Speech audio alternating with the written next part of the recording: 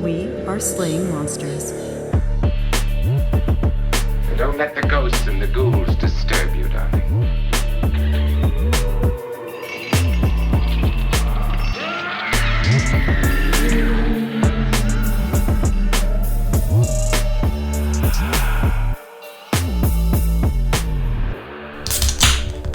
Right.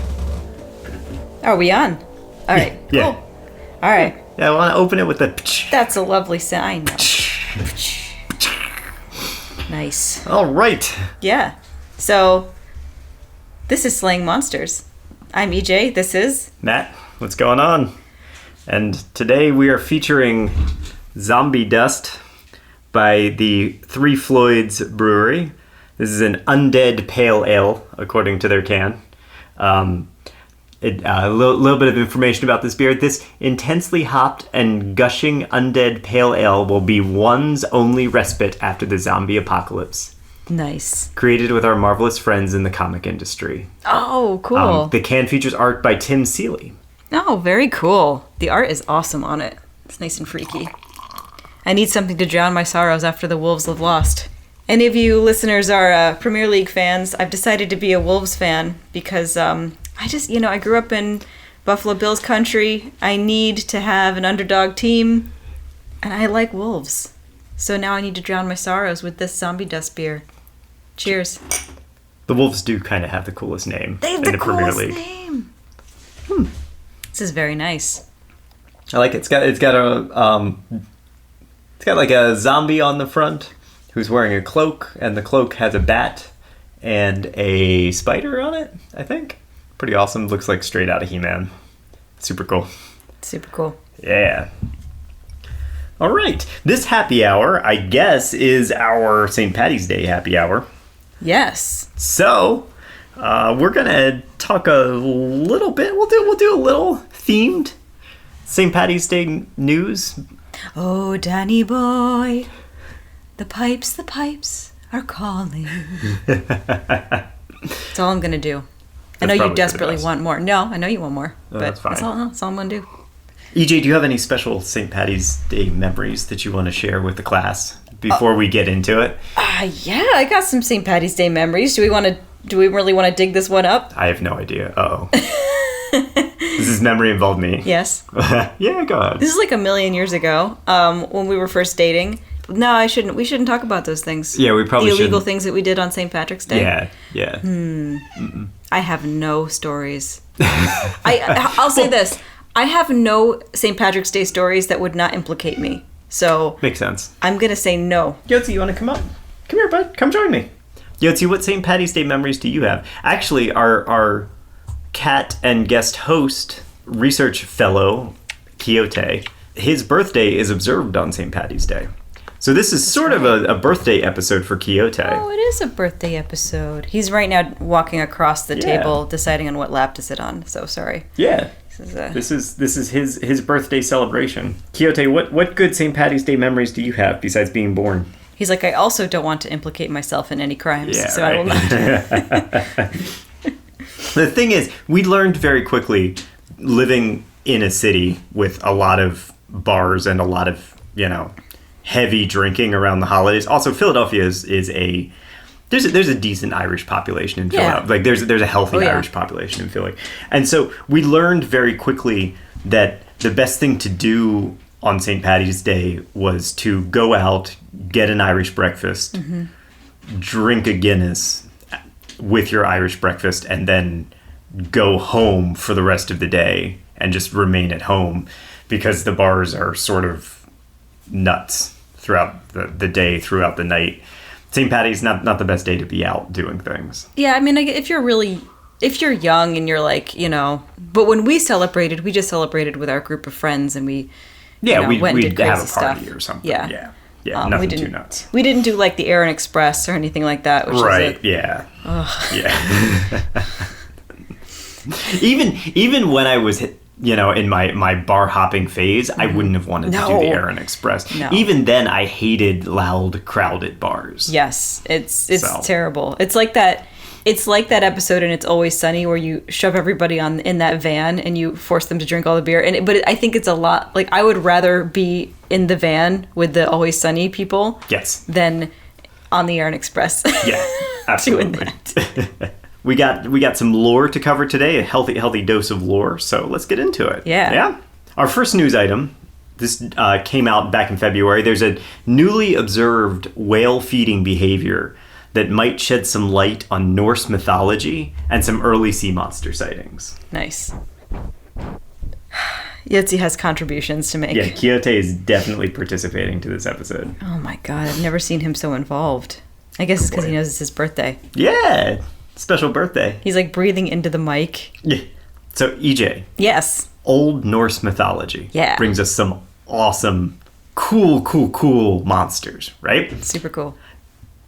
Do you know any of these off the top of your head? I'm curious if yeah, what I do. So I know of Hel and her siblings, the snake and the wolf. I think that's Fenrir. correct. Yeah. Yep. Yeah, Fenrir the wolf. Yep. The wolf. Yep. And then I think her father was Loki, right? Yes. Uh-oh. I'm now confusing Marvel. I don't know. You are, because in Marvel in Marvel it's Thor's father, Odin. Odin, and she's his sister. But I think you're right. Loki. Yeah. In actual mythology, she's the daughter of Loki. In Marvel, she is Odin's daughter and Thor's brother. Right. So I know that in Norse mythology there are dwarves. There are... Norse mythology is the source of dwarves, elves, trolls, of course. Of course, right? yeah. You get the Kraken, probably one of the most well-known of all, right? That's so cool, yeah. So there's another sea monster called the Hafgufa. That's easy to say, and I'm sure you just nailed it. Hafgufa. I think that's right. It's Hafgufa. Hafgufa. Okay. Yeah. I'll take your word for it. If you take that name, you literally translate it. It means sea streamer or sea reek. Reek, R-E-E-K. Cool. And the reasons for that will become obvious shortly. Hafgufas were described as gigantic fish. So they're big enough that they would get confused with islands. Ooh. And in fact, they were so big that you could sail your longboat right up to it and you could walk across its back. Cool. Yeah, enormous. But if you did, you had to be wary because the Hafgufa eats everything. Legend says that they hold their massive mouths open and belch vomit into the surrounding water, which draws in fish and birds. Once there's a big enough collection that is eating their bile, the Hafgufa closes its mouth, traps all of that gathered prey in its mouth and swallows them whole. That's so smart. Yeah, like entire schools of fish and like flocks of seagulls in one bite. That's cool. Isn't that awesome? Yeah. Why would you ever go up to that thing, though? Like, why would you do that? Because you didn't know it was a whale. Oh, you thought it was an island? Yeah. Or a whale, fish, whatever. Yeah. Okay. Yeah, you would because you'd be going along and you would see this thing and it was so enormous, so massive that you would say there's no way that that's a fish, that has to be an island. Okay, yeah. Tales of this monster first popped up in the Konungs Skugistja. Yeah. Skugistja. Nice. Or translated, the King's Mirror. Okay. The King's Mirror was a piece of what's called speculum literature, published somewhere around 1250. We don't really know exactly the date. Have you ever heard of speculum literature before? Never. Okay. So a growing trend in educated circles at that time was to publish all the existing knowledge of the world in a single volume or collection of volumes that you could pass down from generation to generation. This was sort of the early encyclopedias. Cool. Right? It also included advice, too. Along with these, there would be little stories that would be like, oh, be on your best behavior when you're visiting foreign lands, or don't climb ropes that are hanging from the sky, right? These sorts of things. That's actually one of the stories. One of the stories is about this anchor that was hanging from the sky in Ireland, and somebody climbed it, and then I think the rope got cut and they fell to the ground. Whoa, that's wild. Yeah. That's like in the D&D we do. That exact scenario happened in our D&D. Was there a rope hanging from the sky? Yeah. We fell through a portal. Oh, I thought there was a rope. Oh, we tried to get the rope up to get through the portal again. That's what. And I threw the gnome in the air, and then he fell down. Right, he fell down. He didn't make it. He didn't make it. Well, no, he's still alive. He's still alive. He just didn't make it back through the portal. He didn't make it. So the king, who's referred to in the King's Mirror, was King Haakon IV, whose full name was actually Haakon Haakonsson. You weren't exactly original at the time. Yeah. He reigned until the winter of 1263, when he fell ill and he died while in Scotland. He was actually buried in Scotland, but his grave was likely destroyed during the Protestant Revolution. We don't have any evidence of where his grave was. Now, Haakon IV's son, Magnus VI, took over the throne following his father's death. And luckily, his father left him this book full of all the information about the world. That's the King's Mirror. Haakon IV had hoped that Magnus would use his knowledge to rule the land and carry on his legacy. Of course, right? Mm-hmm. The text of the King's Mirror is actually written as a conversation between Haakon IV and his son and heir to the throne at the time of the writing, Haakon the Younger. Now, Haakon the Younger died several years before his father, and it must have been a real mindfuck to be Magnus and assuming the throne, and you get this book that was meant for your dead older brother who was gonna take over, and you're reading through it and you're like, oh man, I guess I'm just living in my brother's shadow this whole time. Wow, yeah. In the passage on sea creatures, it describes the Hafgoffa, this monster fish, and it describes it in this passage. There is a fish that is still unmentioned, which is scarcely advisable to speak about on account of its size, because it will seem to most people incredible. Most often, in our tongue, we call it the Hafgoffa. When one shall desire to eat, then it stretches up its neck with a great belching, and, following this belching, comes forth much food, so all kinds that are near will come to the present location. But this great fish lets its mouth stand open for a while, and the gap is no less wide than that of a great sound or fjord. So really, really wide, right? Wow. And nor may the fish avoid running together in there in great numbers. But as soon as its stomach and mouth are full, then it locks together its jaws, and has all the fish caught and enclosed, that before greedily came there looking for food. So smart. Right? Yeah. Yeah. I love hearing that like animals have the capability of trapping just like humans can. Just like humans. Yeah. Well, what's interesting then is we've had this text for a long time, right? And we just sort of dismissed this as some mythological story that didn't make any sense, didn't equate with any of our knowledge about sea creatures in the world, right?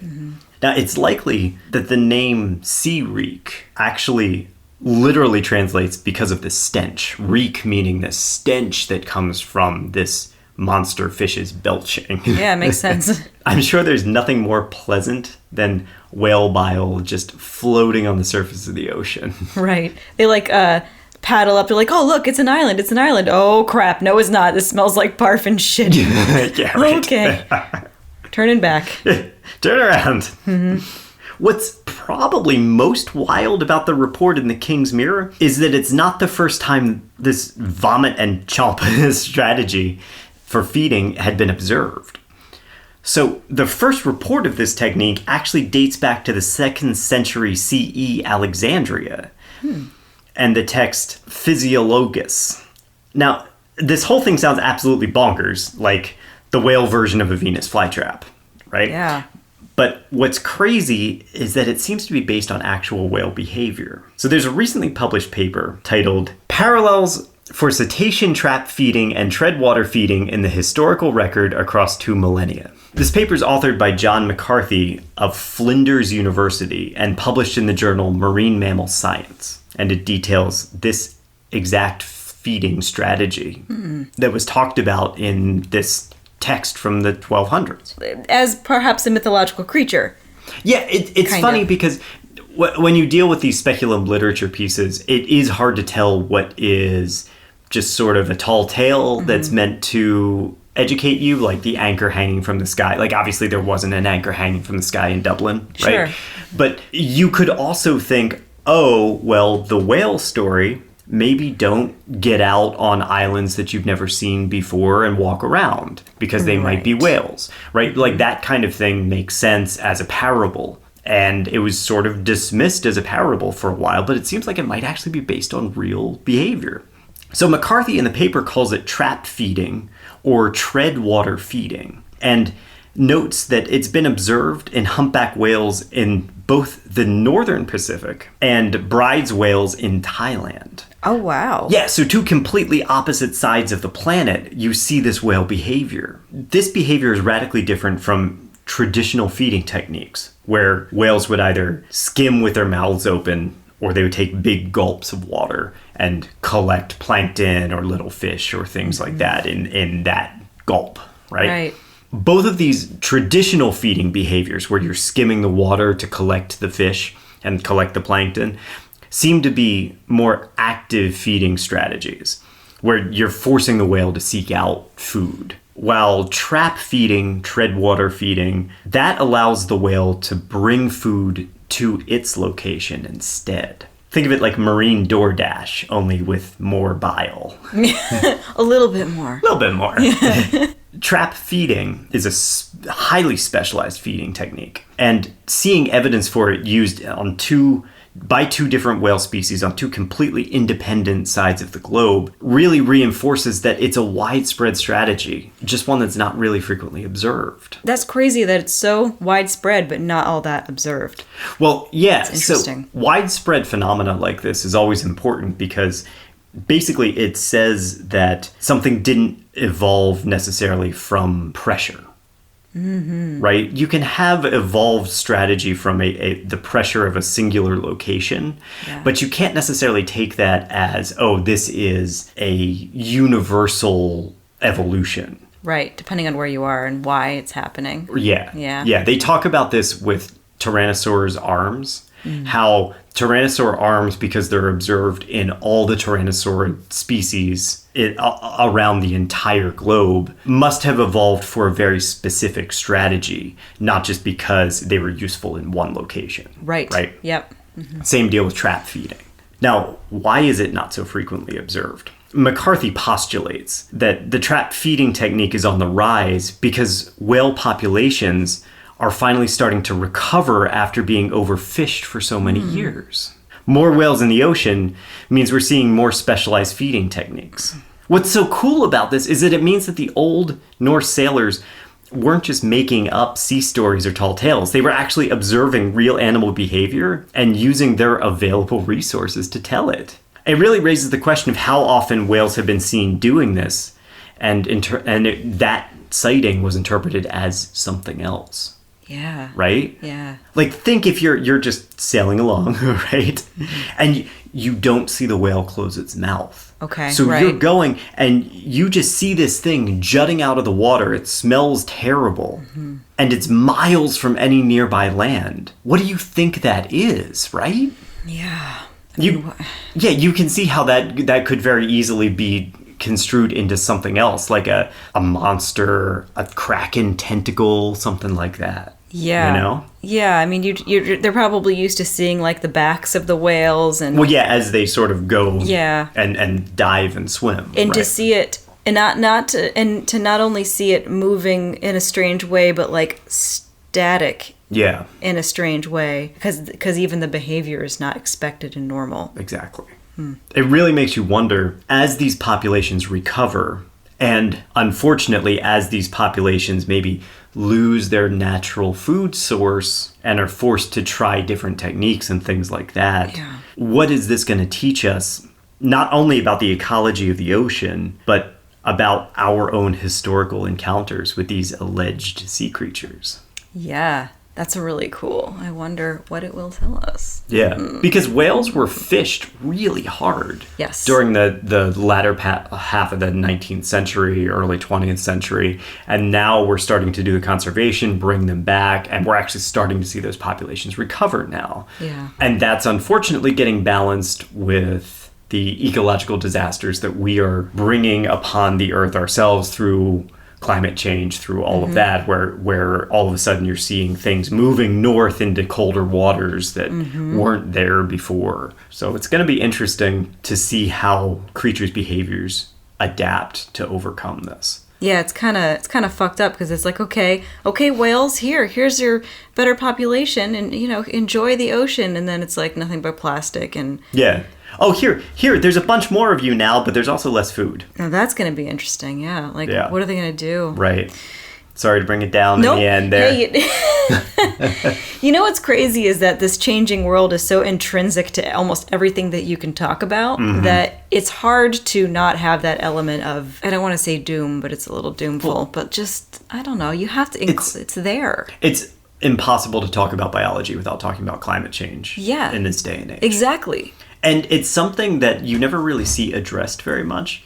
But eventually, I'm sure we will talk about it. And eventually, cryptozoologists and people like that are also going to have to talk about, like, if we consider the Yeti, what does a changing climate and a warming world mean to a creature like that? Yeah. Like, shouldn't we be seeing Yetis moving and migrating to colder climates the same way we're seeing it with, like, sharks, crab species, and that sort of thing? Yes, anything like that. Not something that's talked about. No, not that I know of anyway. Not that I've ever heard. So this is a fun news item. All right. The Mexican president recently tweeted a photo of an unknown creature in a tree and called it an elf. Yes. And this is awesome. And this is old news at this point, but it's still worth talking about because this is like super interesting. We have to talk about this. This is so interesting. Yeah. President Andres Manuel Lopez Obrador tweeted a photo on February 25th of what he claimed to be an Aluxe. That's A-L-U-X or A-L-U-X-E. Aluxe. And that is a Mexican sprite or an elf. He said in the tweet, this is translated, obviously, "I share two photos from our supervision of work on the Mayan train. One, taken by an engineer 3 days ago, apparently of an Aluxe. Another by Diego Pietro of a splendid prehistoric sculpture in Elk Balam. Everything is mystical." Everything is mystical. Everything is mystical. Isn't that nice? That's a sweet little sentiment. So I don't think I've seen this photo, actually. You haven't seen this photo? No. Okay, hang on. You got to see this photo. Oh. What do you think of that, EJ? Oh my God. You know what it reminds me of? What? Okay, first of all, I think I see its knee. It looks like it's perched on a branch that we can't see that's running horizontal behind the tree. Yeah. Because I think I see its knee. Mm-hmm. It reminds me, and it looks like a person.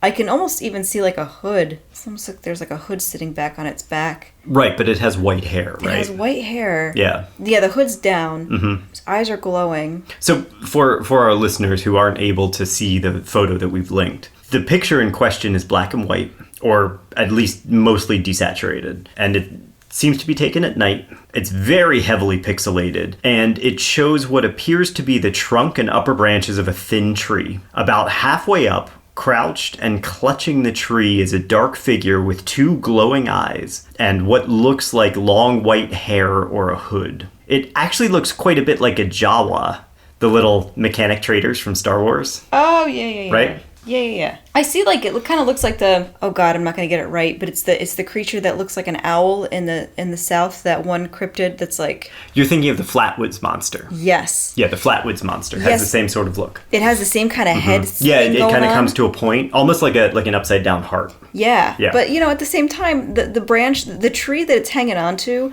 it's the same color as its head. Right. So it could be a branch that's kind of curved and coming down, and it could be sitting in front of that branch. Could be. Like, I'm not convinced that's its hair. It looks like it's a human size, although it's hard for me to really say. It's hard to tell, right? Hard to tell, but... The second photo that the president shared is a partially unearthed statue in the Yucatec Mayan site of Ekbalam. It shows the figure of a small human sitting crouched on the ground with folded hands. It has a big triangular-shaped hat or head covering, which has a long tassel attached to it. Now, Ekbalam was a close neighbor of Chichen Itza. Ekbalam is surrounded by defensive walls, and it features some of the most common Mayan city features, like a ball court, medicinal steam bath, great central court, and a massive carved stela just inside the town entrance. Archaeologists aren't really sure why Ekbalam was abandoned. The prevailing theory has to do with the defensive walls, which appear to be pretty hastily constructed. And according to the archaeologist Bruce H. Dahlen, his assumption was that the walls were built in a last-ditch effort at protection, essentially meaning that the city might have been vulnerable to attack, and because it was so vulnerable, it needed to be abandoned. Oh, wow. So the walls just probably didn't work out, and... Yeah, whatever they were building the walls to defend against failed. I can't find any actual information on the specific sculpture that President Lopez Obrador posted, but it does fit the description of an Aluxe. Now, you could call these goblins or elves, but they're vastly, vastly different than the Norse elves, like the ones that were the basis for Legolas, right? Yeah. In fact, they're more closely follow the house elf or the goblin traditions of the old world. Do you know what a house elf is? Have you ever heard that terminology before? Not at all. Okay. Nope. Is it like an elf on the shelf where it like lives in your house and it watches you do things? Elf on the Shelf is actually kind of close to what it actually is, okay. Believe it or not. So a house elf were these mysterious little creatures that lived in your house, and they would play tricks on unsuspecting humans.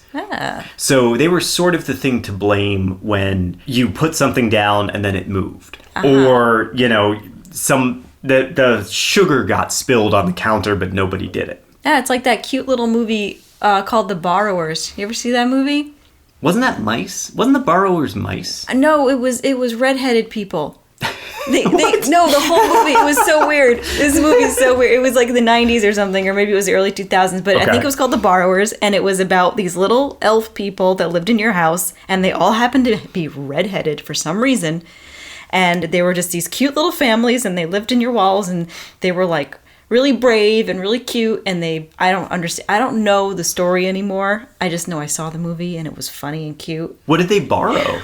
I think they would mostly borrow things like spoons and socks and things like that. That sounds like a house elf. That's the sort of thing that they would do. You'd be like, I swear I used to have 5 spoons, but then the spoon wasn't there. You say, oh, the house elf got it. Like that sort of thing. Yeah. Mm-hmm. Yeah, and I could be misremembering this whole freaking movie, but like that was my takeaway. Okay. Your takeaway was there are redheaded people in the walls. Yes. Okay, great. Awesome. In Mayan culture, you could win favor of the Aluxe that lived in your house or on your land by making an offering to them. And to do that, you would invite a shaman who would come on your land, and he would collect a few handfuls of clay or mud, whatever your soil was, and mix them with a few drops of your blood, the landowner's blood. And he would use that mixture to create a clay effigy of an Aluxe. So he made you a clay statue that in the shape of an Aluxe, and then they put that somewhere on your property. Usually you would kind of hide it somewhere. So you'd kind of like hide it in the bushes or something like that. And the creation of this summoned a real Aluxe to your property, and it would protect your land for 7 years. After 7 years, the Aluxe turned evil and would need to be imprisoned, because if you didn't imprison it, it might take you to the underworld. That's so weird. Yeah. So, but the Aluxe... Wait, would the Aluxe, after 7 years, try to go after you? Or would the thing... Okay, not the thing that they built, but the thing that... No, the thing that they built... My understanding is the thing they built just summoned the Aluxe to your property. Then the Aluxe would come and hang out, bring you good fortune for 7 years. Oh, I see. And after those 7 years, you had to trap it and destroy the effigy that you created of it, and then resummon an Aluxe to your property if you needed more luck. Wow, there's always a give and take, isn't there? Yeah. Yeah, there's always a downside to everything. Also, if you moved onto a property that had one of these Aluxe sculptures on it, you would need to summon a shaman as soon as you moved in and make an offering to that Aluxe, because the Aluxe is tied to the previous owner, not to you. So the Aluxe would try to like fuck with you because you weren't the resident. Oh, wow. Yeah. I think that could be solved by just bleeding all over it. I mean, I guess so. Yeah. Like, no, this is me now. I think it needs to be mixed up in it, though. I mean, you could try to just pour blood on it. Yeah, just pour blood on it. Here, take it. Belief in Aluxes and their importance in modern culture is actually so ingrained that during the 1993 excavation of Chichen Itza, the researchers and workers actually asked permission from the spirits before beginning their work. And they did that because they didn't want to piss off the Aluxes that resided in that land because they thought that they would bring misfortune to their dig. Makes sense. Now, it's unclear whether the supposed Aluxe in President Lopez Obrador's picture has turned evil, but it's also probably not an Aluxe. I am always amazed by the reporting around things like this. The article I'm quoting for this passage comes from the Associated Press, which is generally considered to be a pretty good source. But other than touching on the background of the legends, no further legwork was done on the image or the backstory. Of course. That's pretty typical. Yeah. It's also worth noting that this Associated Press article that I'm quoting doesn't seem to have an author associated with it. Oh, okay. Which is strange and almost makes me wonder if it was just written by, like, AI. Ooh. There is nothing at all correct in President Lopez Obrador's claim. It's not an Aluxe, it wasn't taken recently, and it probably wasn't even taken in Mexico. Really? Yeah. Holy shit. So I did a little bit of Reddit sleuthing, and I was able to trace the image of the tree creature to a post on the r/ghosts subreddit that dates back to February 10th, 2021. This post has 2 pictures of the monster in question and calls it, quote, an alleged witch in Mexico. That is particular referring to the concept of a bruja, or a witchcraft worker in Latin American culture. And admittedly, if you look at the photo, it really does look like an old woman with white hair who climbed a tree to, like, get her broom back or whatever, right? Yeah. But as the other posters are quick to point out, that source was wrong too. There's an even older Twitter posting of the photo by the Twitter user Iconic Autographs that predates the Reddit post by 2 days. And that post claims that the photo was taken in Phillips Park in Manchester, UK. But the photo itself, on the tweet, is a screenshot of a Facebook photo apparently posted by Paul Gibbo Gibson. The photo's not on his public Facebook album, and I don't really want to send him a friend request because that's kind of weird. But he seems like he's actually the original source of the photograph, and he does in fact live in Manchester, or did at the time. Okay. I did find some passing references to the photo being older than that and being taken either in Malaysia or Australia, but I couldn't confirm any of those claims. So all that we really know is that President Lopez Obrador was flat out wrong, and the Associated Press just kind of shrugged their shoulders and reported it at face value anyway. I don't know. I'm not a journalist. I'm not judging anybody. And everybody's overworked and tired right now. And like I said, there's no journalist associated with it anyway, right, so it totally might have just been like an AI written article. Right. Also, because it's St. Paddy's Day coming up, I would be remiss to ignore the obvious similarities between the tree Aluxe and the Crichton leprechaun from 2006. Well worth a rewatch for some of that old internet humor. Oh, yeah, that's the thing that I saw recently. Yeah, I showed you that. Oh, okay. Yep. I thought that you were talking about Michael Crichton, and I'm like, when did Michael Crichton write a leprechaun book? Oh, no, Crichton's the place. Yeah, Crichton's the place. Yeah, but I was thinking about Michael Crichton, and the leprechaun book I somehow missed that he wrote. Okay. Our main story this month is a creature that's very near and dear to my heart, one that I've been fascinated by for a long time. Well, Nessie reigns as the most famous water monster in the British Isles. Ireland lays claim to their own, one with a particularly gruesome past. Called the Dobhar-Chu, or Dobhar-Chu, or Dobhar-Chow, depending on which source you're using. Most commonly, Dobhar-Chu. This animal is said to lurk in Irish lakes and attack anyone foolish enough to invade its home. According to folklorist Dr. Catherine Biggs in her book, The Anatomy of Puck, the Dobhar-Chu is a huge carnivorous otter. They spend most of their time in lakes, but they come out on land to feed. They're known to be exceedingly aggressive and often attack in pairs and are more than capable of killing a human or a horse with their razor-sharp teeth. Ooh, and this is all freshwater stuff? This is freshwater. Yeah, freshwater Okay. lakes in Ireland. Because I'd be like, oh, well, it's probably like some kind of an aggressive seal or something, but Sure. no, okay. So, because I don't know of anything in the freshwater that could be like that. And that's maybe. the point, Okay. right? When you think about freshwater stuff, and sure, like there are otters in Ireland, and we'll talk about this a little later on, but there are otters in Ireland, but you don't really think of otters as being like carnivorous and aggressive, right? Otters are pretty docile, they're pretty chill. They're really cute. They're super cute. Don't they swim on their backs? Yeah, they lay on their backs and they have their little babies on their chests. I know, they're so adorable. You know, I was thinking too is that it could be like a snapping turtle, but I don't know if they have snapping turtles in Ireland. I also think there's a pretty distinct difference between a snapping turtle and what you would consider an otter. Oh, I mean, yes. You know? I mean, Yeah. unless it's St. Patrick's Day and you've just got off the Aran Express and you're 3 sheets to the wind. I'm not sure there are Aran Expresses in Ireland. In Ireland, they do not apparently go crazy on St. Patrick's Day. No, why would they? It's just another fucking holiday. Yeah, why would they? Yeah, we're the ones not. that make fools out of ourselves Yes. over here. Yeah. Now, we talked in our series on the Loch Ness Monster surgeon's photograph about the legend of the Kelpie, or the Scottish water horse. Mm-hmm. The Kelpie is a shapeshifter, which could shed its pelt and have a human appearance, right? Very similar to the Irish legend of the Selkie. We talked about this too. But instead of a horse, a Selkie is a seal, and that casts off its pelt and becomes human. The Dobhar-Chu does share this enchanted pelt concept, but in a different way. So legend says that the skin of a Dobhar-Chu will protect a ship from sinking, and anyone who carries like a small piece of a Dobhar-Chu pelt will become immune to injury.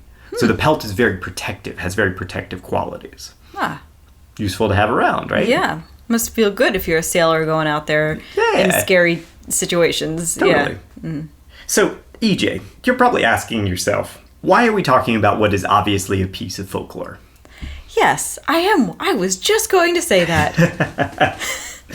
Because you probably say, well, Dr. Biggs's article detailing this creature is also about fairy beliefs around Shakespeare, which is hardly what I'd call hard science. Yes. So, what moves the Dobhar-Chu from mythology into cryptozoology study? I know you were asking. My thoughts exactly. Yes.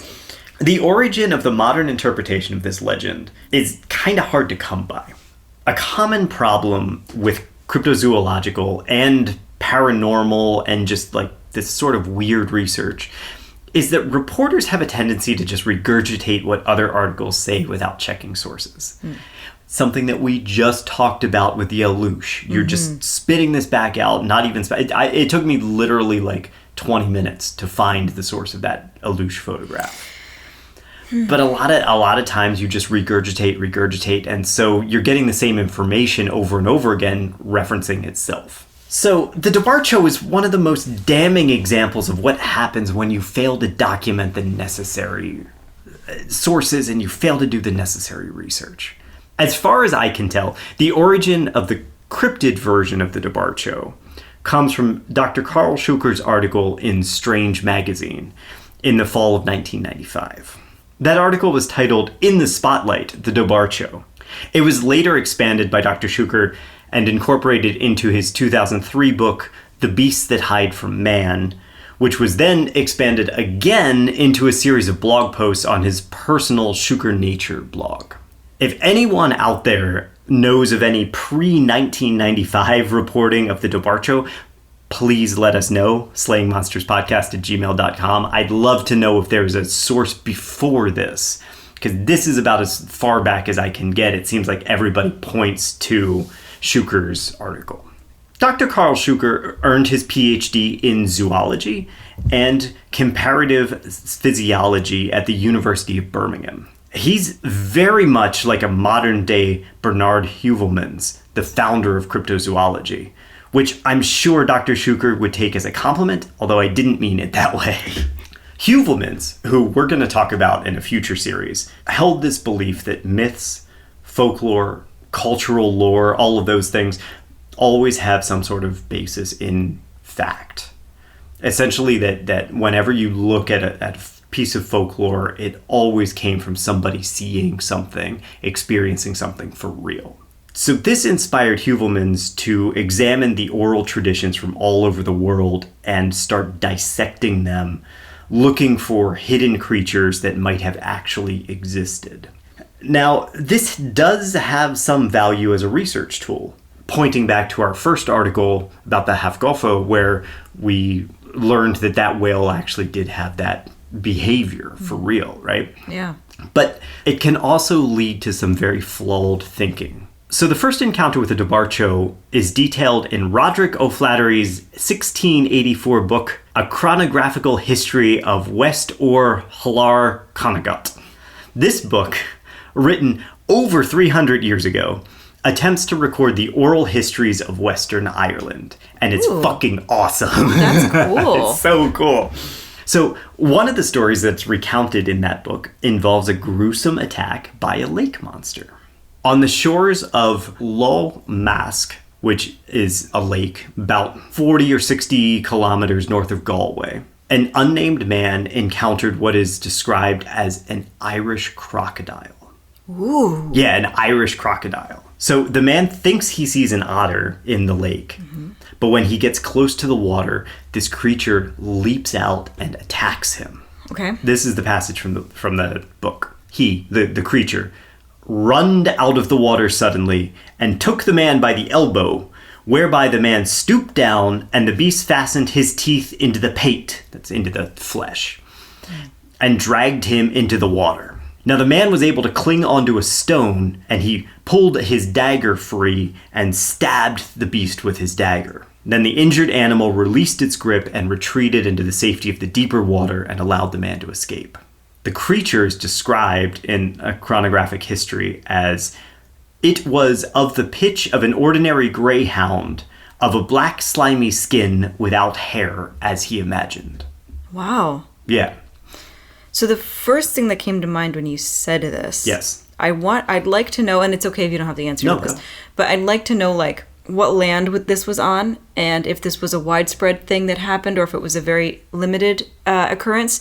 Just do you mean if somebody owned the land? Yes. I don't know the answer to that. Because so around that time, I mean, and I don't know a lot about exactly what people might have had or might not have had back then, but if that land was owned by somebody exceedingly wealthy, they could have had animals from other countries, continents on their property. There was that habit of bringing foreign animals, exotic animals, and keeping them on your land. Absolutely. Yeah. So like if this was rooted in any kind of reality, sure, that's what I would go with. I'd say, what if they had a Nile crocodile or 2 or 3 on their land? Could be. Now, I don't know that fits with the description. It was the pitch of a greyhound. Pitch meaning color. Yeah.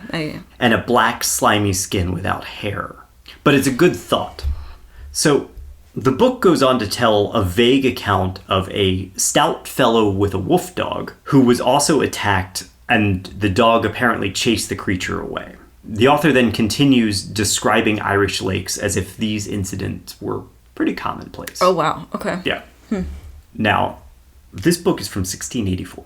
Digital copies are available online, but it's important to note that these are scans of the original work, and the Internet Archive frequently states in the text that text on the page might be 30% accurate, sometimes less, might be 20% accurate. I was seeing this as I was reading through everything. Oh, wow. I don't know what edition Shuker used for his Dobhar-Chu research. He might have used the print version rather than the unreliable scan version that is the only one that's available to me. Either way, a chronographical history is what it claims to be. history as told by the residents and written down. It's unclear what's true, what's urban legend, and what's remembered accounts. As an example, included in the book is the story of a giant who cooked whales at Greatman's Bay. He caught these whales with a fishing rod baited with a dragon's tail. Well, that's believable. I don't know. Makes sense, right? Yeah, makes perfect sense. Apparently, at Greatman's Bay, there are these big natural divots in the rocks, and that's where he cooked his whales. Where is that exactly? Is that West somewhere, West Ireland, like due west of Galway. Pretty confident I've been there. So the author, Roderick of Flattery, gives his own thoughts on this whole Dobhar-Chu account, which are curiously absent from Dr. Shuker's article and absent from all the other Dobhar-Chu reporting I've seen. So these are his thoughts on the account. Crocodile. This was a rather formidable class of animals wherewith to rank a beast, quote, of the pitch of an ordinary greyhound. But the story seems to have been introduced by our author to enliven his subject, as painters introduce a tree or a ruin to give variety or effect to a barren landscape. All the people in the vicinity have heard of them, but none can be found who have ever seen them. Interesting. Completely absent from all the reporting.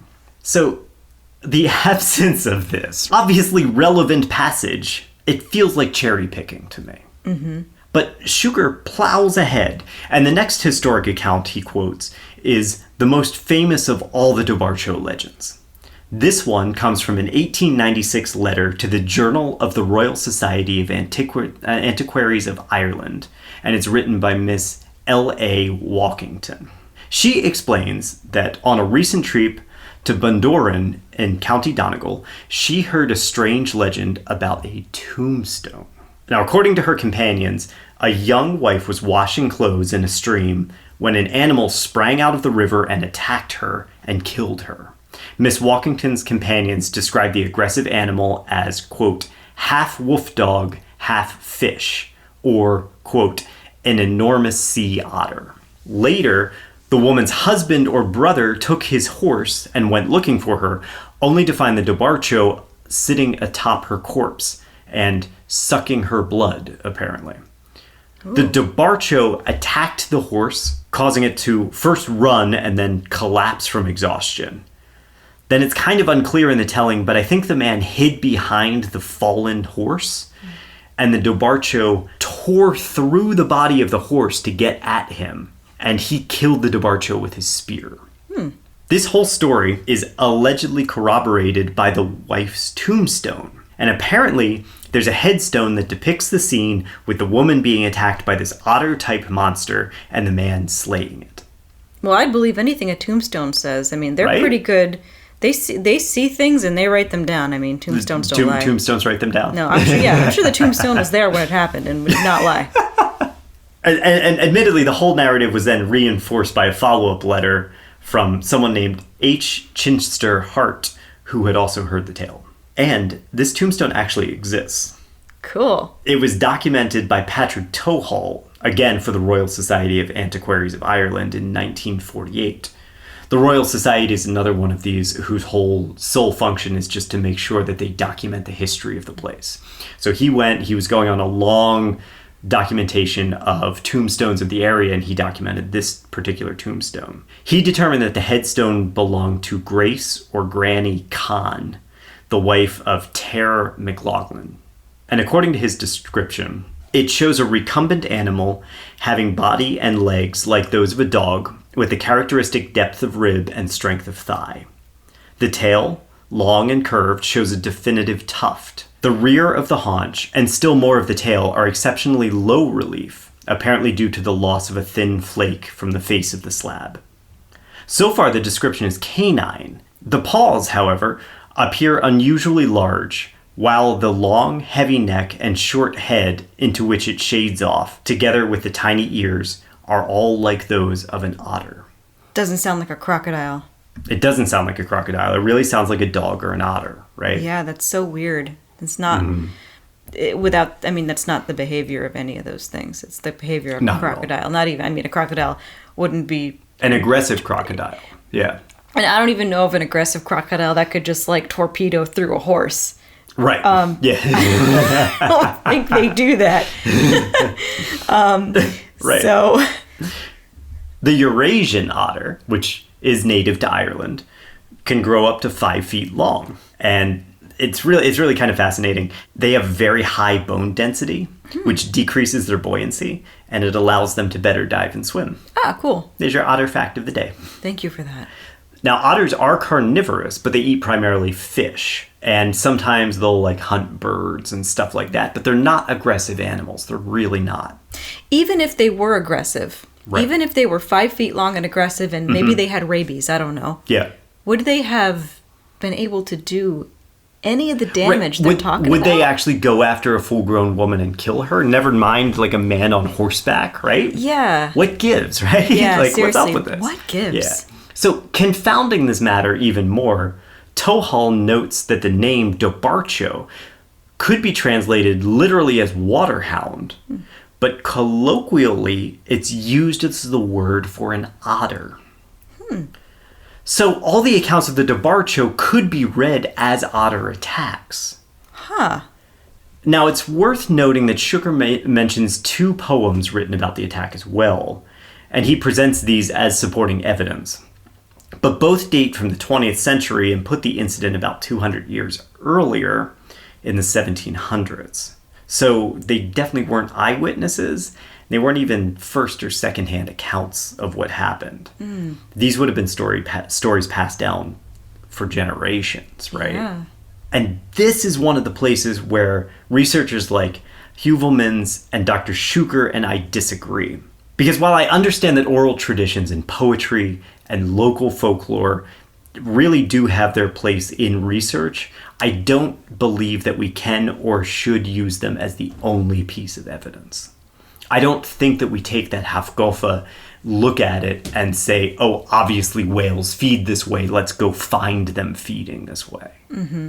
The notion that previous generations and societies were incapable or uninterested in embellishment and creative storytelling is a gigantic misstep in scientific research. This has run rampant in ancient alien theories, where you have researchers interpreting paintings and pieces of art as UFOs and alien visitors, and that are actually like birds or just things out of the top of people's heads and out of their imagination. Yeah. You know? Yeah, and I mean, like, they were probably doing, mushrooms and Ayahuasca. things like. I mean, they were just like us. You're just imaginative. Yeah. It's like it's like reading Stephen King and saying, "Oh, well, 20th century Americans were plagued by monsters and clowns from another world." Exactly. It's the same thing. We weren't. It's fiction. These are just fiction. We created them. And where does it end at that point? Like, should we be searching for Grendel and Grendel's mother because of the mentions in Beowulf? Like, the Jabberwock from Alice in Wonderland? Or lung dragons because they're on a wall in China? Yeah. Yeah, even things that aren't necessarily created because like in the fiction genre, like even things that are created just as like story passed down. Yes. That doesn't necessarily mean that we need to take them as real. Right. At least not as your sole piece of evidence, right? Yeah, exactly. If you think about the Hefgofen, you observe the animal behavior, then you compare it to the ancient legends, then you recontextualize. But if you start doing it the other way around, you end up looking for things that just flat out don't exist and never did, right? Now, is it possible that Grace or Granny Khan was attacked and killed by an otter? Sure. Does it make for a better story in a pub 50 years later that she was attacked by a giant ravenous monster? Yes. Are you really going to tell me that people don't embellish stories after a couple hours of drinking stouts? Remember, O'Flaherty, the original documenter of the Dobhar-Chu, said that everybody knows these stories, but he can't find anyone with any evidence that the stories are real. But let's say, for the sake of argument, that there was a historic event 300 years ago that took Grace's life, okay? Let's say she really was attacked by something. What could she have been attacked by? Oh, Yeah, go ahead. I have a theory. Okay. I'm glad that was a rhetorical question. Yeah, no, that's a rhetorical question. I have a theory, and I have one that's backed up by some pretty awesome recent research. In 2011, a paper was published through the International Union for the Conservation of Nature's Species Survival Commission, authored by Michael Bellinger and Karen Whitnich of the University of Toronto and Nesemi Askin of the Oceanographic Environmental Research Society. Okay? This paper, titled A Review of Violent or Fatal Otter Attacks, is a systematic review of the shockingly low number of otter attacks from 1875 to 2010. Wow. So 1875 to 2010, EJ, how many otter attacks have there been all over the world? Give me a number. 8. You are remarkably close. There have been 39. Not what I said. That's not that close. But it's not like 100, right? It's not like 2,000. Yeah, you know? It's been 39 documented and all that time. attacks. Yeah. That's not much. 135 years, 39 attacks. The article actually addresses the low instance and says, in general, public view of otters is often described as playful, curious, and that they are not known for their aggressive behavior toward humans. As well, otter attacks seem to be underreported both in anecdotal reports or scientific publications. Now, they also note that otter attacks in general tend to be underreported because it has to be a pretty nasty event to send somebody to the hospital, right? Yeah. Even, I mean, if you think about regular animal attacks, you don't generally go to the hospital over an animal attack unless, why would someone seek medical attention after an animal attack? If it was a sick animal or if there could be something going around. Rabies. Rabies, yeah. Rabies. Rabies is a viral disease that affects the central nervous system. Most often transmitted through bites, right? Causes brain disease and death. There's no treatment for an animal with rabies. Humans that have been exposed can get treated through repeated vaccinations, which are apparently really, really painful. I've been through it. And it's really awful, right? Yeah. Yeah. Yep. So one of the hallmarks of rabies infection is aggression, although some animals often appear tamer than expected. Animals that would otherwise flee when they're approached just kind of chill and hang out, but they might just snap and attack. So the best thing to do is stay away from any wild animal, especially ones displaying strange behavior, acting strangely, anything like that. Yeah. Bellinger and his team found rabies in 24 to 66% of otter attacks. Oh. Now that seems like a really wide range, right? 24 to 66%? Yeah. But think about it. How often would animal control actually be able to locate a rabid otter after the attack? Right? Good luck. Yeah. You just suit up. Yeah, they just like slink off into the water Yeah. and go away and probably die somewhere out there, right? You just have to like bomb the lake or something. Oh my god. kill everything for the otter. Yeah. Kill it all. If anything, I'd assume that 24 to 60% is low. And the instance of rabies in otters actually might be much higher when it comes to otter attacks. Yeah, seems like it. Now, Ireland has been free from rabies since 1903. And that's mostly because of strict regulations. Oh, I thought you were going to say that's because St. Patrick drove it out. He just drove all the rabies out of Yeah, Ireland. it's like he drove out all the snakes. Well, he started with the snakes and then he went to the rabies. He said, I'm coming back one more time. One more time. Hang on, After hang this, I retire. My last job. It's my last job. This is it. No, it's really cool. They have actually been really strict about animal movement and things like that, and reporting. Make sure if you see an animal with rabies, you report it and they deal with it immediately. But 1903, omitting rabies, that's relatively recent, especially when you're looking at otter attacks from the 1700s, right? So I believe if, and it's a pretty big if, there's any truth to the Dobhar-Chu attacks, rabid otters are the most likely suspect. It fits the aggressive behavior, it fits the fearlessness. Rabies itself was fraught with mysticism. And there were all kinds of these like magical rituals to prevent it and treat it, right? You ever heard of St. Hubert's Key? No. Okay. So one of the treatments for rabies is they would take this sacramental cauterizing iron in the shape of a key, and they would cauterize a wild animal bite, and it was supposed to prevent you from getting rabies. Oh boy. Spoiler alert, it didn't work. Yeah. Interesting. Right? Yeah. So this is my suspicion that it probably was a rabid otter, if it was anything at all. Yeah, that makes sense. Right? That makes a lot of sense. Mm-hmm. Yeah, and I mean, that gigantic 5-foot otter. Let's say it was a 5-foot otter, and it was rabid. I mean, it probably could have jumped so quickly and so violently over the horse that it almost seemed like it was going through the horse. Could have, yeah. And it could have tore up the horse as it was passing over the horse. So after the guy said, "Oh my God, my horse is all torn up," it went right through the horse. Well, I would also imagine if your wife or your sister was killed by an otter, especially with a not fully understanding rabies and having it be this sort of mystical disease, you would say, "Oh, she was killed by this monster. This wasn't like a regular otter because I know what regular otter behavior is. This otter was out of its mind." Yes. Right? Yeah. Absolutely. And I wonder what they look like. Like, could they look different? I don't know. They would look disheveled. Yeah. Yeah. It might not be getting all the nutrients it needs because it's sick. Skinny, right? Skinny, maybe. Yep. Yeah. Mm-hmm. We will probably never know what attacked Grace Kahn and her husband, if anything. But I think that we can put the whispered rumors of monster otters or waterhounds to bed. The Dobhar-Chu myth is just that, an oral tradition handed down over generations to help shed light on the natural world. And it makes me wonder, even though Dobhar-Chu literally translates to water dog and colloquially means otter, but what if that actually meant something else, like rabid aquatic animal? Right?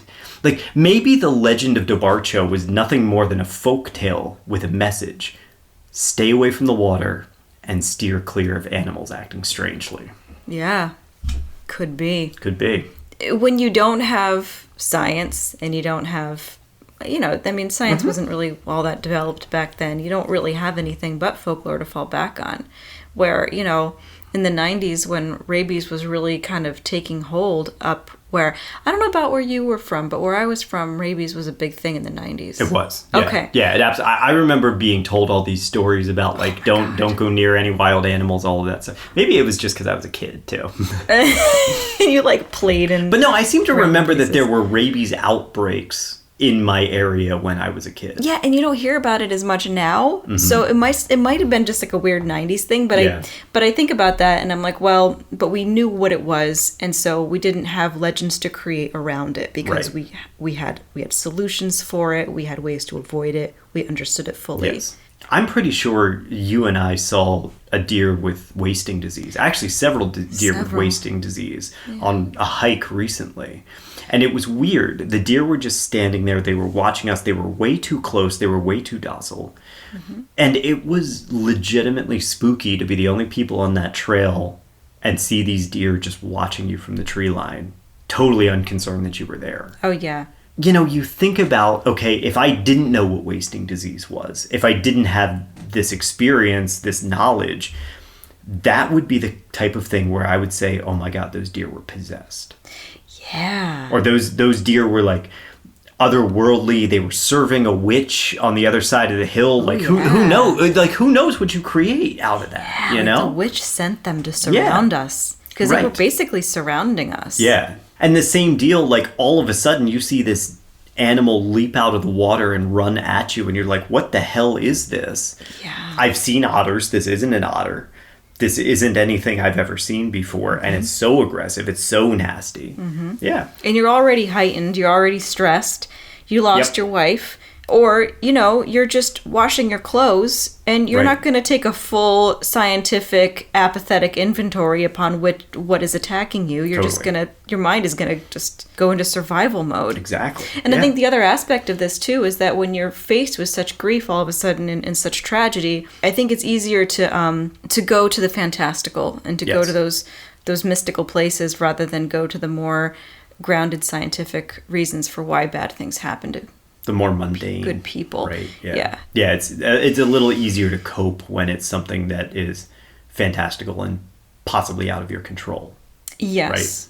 Like, this should not have ever happened. Yes. This is so otherworldly, like Right. Because isn't death that way anyway? Like, death by its very nature is this metaphysical, uncontrolled force. yeah. And so you're putting that on this animal instead. It's not, a regular animal could not do this. Only a monstrous metaphysical animal could bring this type of death and destruction. Yeah. And you're right about death. I mean, it's barely understood today at all. Even though we have all this stuff, we don't have all the answers. Right. We don't know anything, really. We don't know about what happens after or what. I mean, I think nothing happens, but I think that, we just don't know. By the way, in relation to this, Spook by Mary Roach is a fascinating book depicting a whole bunch of theories about what we think about death and a whole bunch of research about death. Mary Roach is the shit, and I can't promote her enough. She's wonderful. Oh, she is wonderful. Pick up Spook. Spook about death is so good. So good. Oh, yeah. I so need to read that book. You've never read Spook? I've never read it. Spook Nope. is so good. Mm-mm.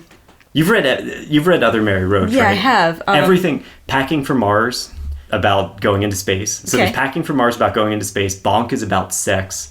There are others, but I can't remember what they are off the top of my head. I think I read Bonk. Yeah, I think I read another one of hers too that's not coming to me. But she's great. Yeah. Absolutely. All right. Oh, man. Speaking of death and destruction and horrible stuff, we're going to be, not to give anything away, but our next series will have something to do with that. So next Tuesday, we will be finishing up our Fox Sisters series. And then after that, we're going to be picking up a very cool, new, fun series.